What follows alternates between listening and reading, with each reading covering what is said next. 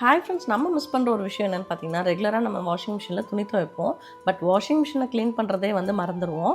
So அதுக்காக ஒரு சூப்பரான ப்ராடக்ட் தான் நான் அமேசானில் வாங்கியிருக்கேன். அது என்னென்னு பார்த்தீங்கன்னா, கிளென்ஸ்மோட washing machine cleaner and descale powder. Washing மிஷினை ரெகுலராக நம்ம க்ளீன் பண்ணாமல் விட்டால் என்ன ஆகும்னு பார்த்தீங்கன்னா, லைன் ஸ்கேல், டிட்டர்ஜென்ட் ரெசிடியூ. அதுக்கான சொல்யூஷன் தான் Clensmo washing machine cleaner and descale powder. So இதை ஜஸ்ட் ஒரு பேக்கெட்டை எம்டி பண்ணிவிட்டு நம்ம ட்ரம் ஃபுல்லாக போட்டுடணும்.